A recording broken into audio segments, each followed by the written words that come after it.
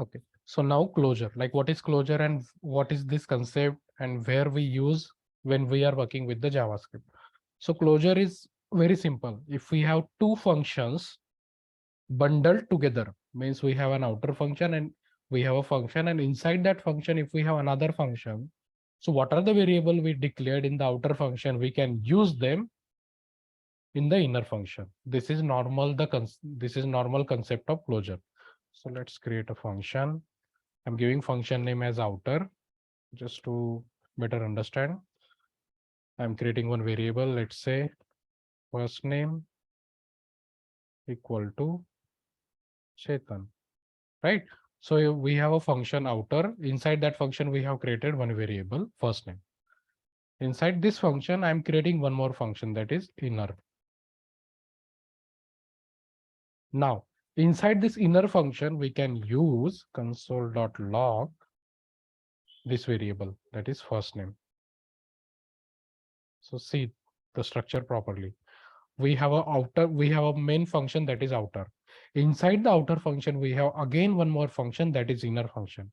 But this inner function will have access to all the variable we have declared in the parent function. So for inner function, the parent function will be outer, right?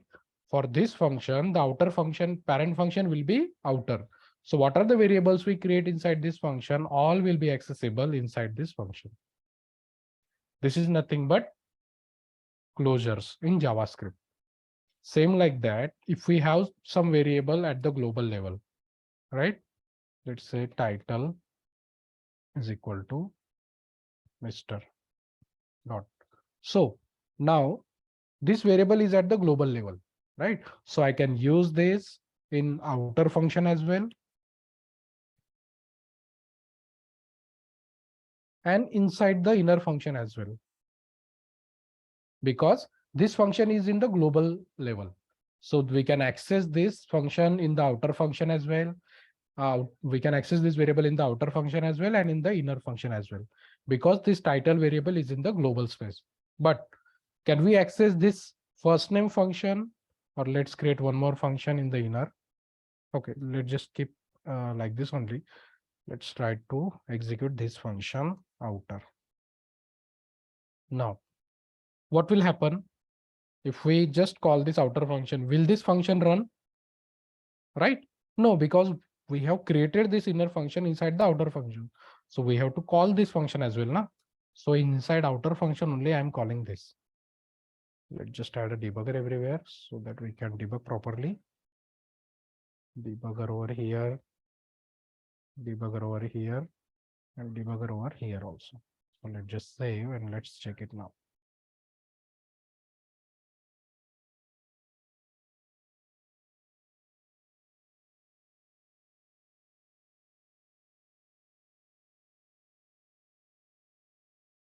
Closure.html.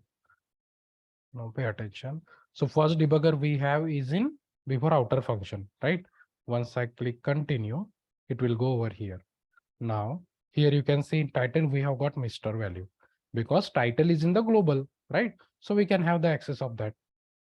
Then we have created one variable, that is first name, right? After that, inner function is also got called. That's why, because on the line number 14, let me just reload again.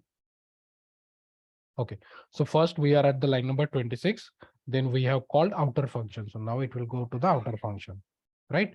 Then inside that we have access, we have tried to access the title. Title is accessible because it is in the global space, right? Then we have called the inner function, then it will go over inner function.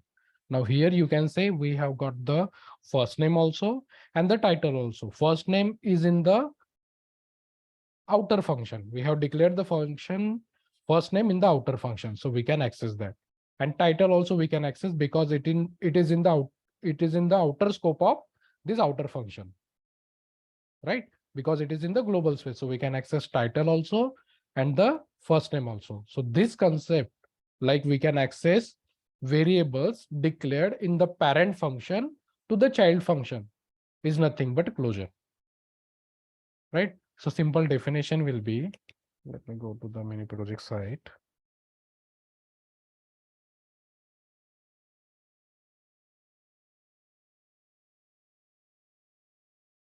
Interview question, JavaScript, closure. So see, closure is a combination of function bundled together with a reference to its surrounding state. Means if we have two functions inside out, means we have a parent function and inside that we have an inner function. So what are the variable we create inside the parent function? All those variable we can access inside the child function. This concept is called as a closure. See, another simple line, closure gives you access to an outer function scope from the inner function. Means we can access all the variables which are declared in the outer function from the inner function. This is normal, I mean, better understanding and a easy definition of a closure. Functions, closure is a combination of functions bundled together with a reference to its surrounding state. Then you can explain like closure gives you access to an outer function scope from inner functions. Means then you can explain like if we have a outer function and inside that outer function we have some variable declared, and inside that outer function only again we have some inner function. So in inner function we can access all the variable declared in the parent function. Okay, so this is nothing but closure. Now let's try another example.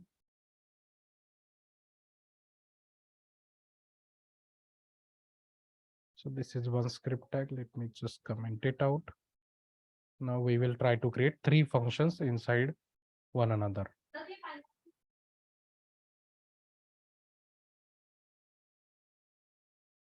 So function outer, let's create one variable where outer name is equal to something. Let's say outer text we have stored into a variable. Inside this function, I will create one more function that is inner. And here also I will create one variable that is inner name equal to inner. Inside this function, again, I'm creating one more function that is child. Right. So now what I'm trying to do is I will in the child function, I will try to access the variable inner.log. Inner also I have printed. Then console.log outer name. This function, this variable also I'm trying to access. So you can see we have a outer function. Inside that outer function, we have an inner function. Again, inside that inner function, we have a child function. This will goes on and on. So as many as function you can create inside a function. If you are new to JavaScript, this is also possible. We can create one function into another function, right? Now, if I call outer function like this, it won't execute child function because we have created the child function, but we have not initialized that or we have not invoked that. So we have to call this function inside outer. Now child function will get called, but again inside the outer function, we haven't called inner function. So we have to call this also. Now all the functions will be executed. So let's check the output. So in console, you can see first inner is printed, then outer is printed. So child function get invoked, and inside that we have the access of inner variable also and the outer variable also. So this is well-known example of closure. If anyone asks you to explain the closure, so this is the simple example you can create. Okay, now just a little bit advanced step to this. Let me just comment it out. Now, someone will ask you like, is there any default function or something which is provided by JavaScript which support closure? The question will be, is there any concept which supports closure which is already there in the JavaScript? Okay, so I'm creating one. Let me create the script. Inside script, I'm creating one function. Print value. This is the function, right? Now inside this function, I'm writing set timeout.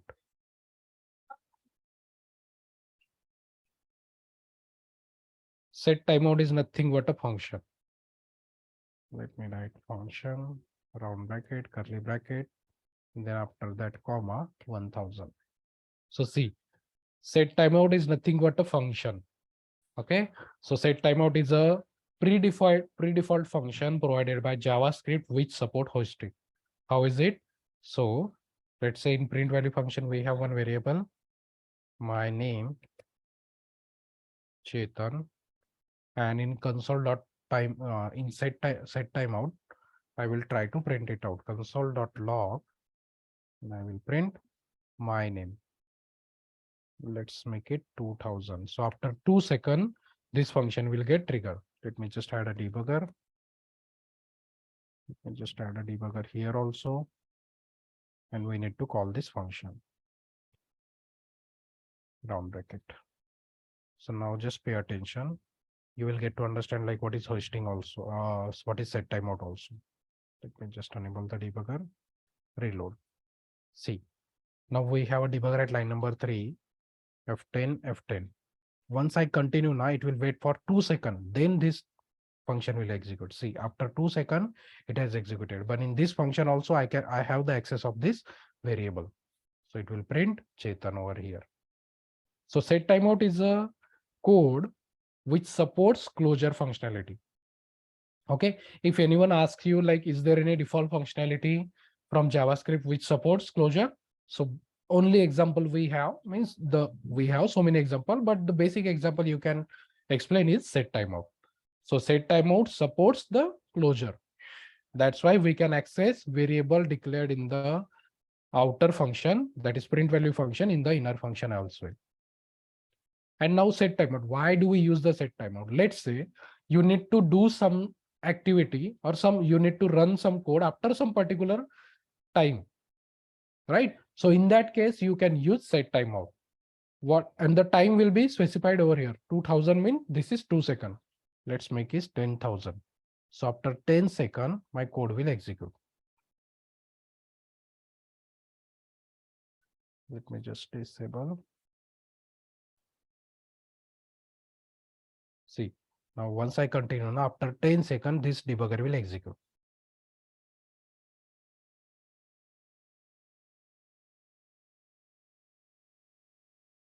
See, now after 10 seconds, we have got the debugger. So whatever the lines you write inside the set timeout now, after 10 seconds, that will execute. So if you have a scenario where you need to execute or you need to run some of the lines after some particular time, then you have to use the set timeout. Just like the set timeout, we have one more example, that is set interval. Now set interval. Let me just comment it out. Script tag, function, print updated time. Okay, I have created a function which is going to print updated time after. Now my task is I need to print time after every 10 seconds. I need to print time after every 10 seconds. Okay, so what I will do, set interval. Just like the set timeout, now I have a set interval.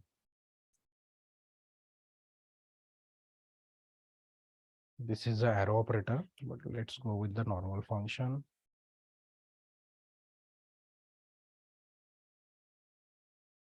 Comma, let's say after 2000 seconds. And here we will create var current date, date time, sorry, date dot now. So date dot now will give us the whole date. I mean, day, time zone, and everything. Out of that, we just need the time. So current date, I will print console dot log. Here I will print time equal to plus current date dot get. Okay, something is not right. New date is there. New. I have written the C# code. new date, round bracket. So this is how we get the current date. Now, if you press dot now, then you will get time. So from whole date, we are trying to just print the time. Now, so what code I have written is after every 2 seconds, it will print the time. So let's save and check it now. So time is coming in, it will come in a particular number or something, but let's just print particular date, or let's print whole date. Inside that we can see the time. See, time was 1951, 32. You can see the second after what we have written here, 2000 means 2 seconds. So after every 2 seconds, this will execute. See, you can see. After every 2 seconds, you can see the output. Now, so when to use the set timeout and when to use the set interval. Set interval also supports the what we can say closure. So if you have to execute some line of programming after every interval, means after every 10 second, 2 second, 3 second, then you have to go for the set interval. Means after every whatever the time you specify. But if you have to just execute some line of code only once, then you have to go for the set timeout. Okay. So whenever someone will ask you questions regarding closure, everyone will ask you the purpose of set timeout and set interval and does it support the closure or not. So this, yes, it will supports the closure, right? So that is everything you should know about the closure.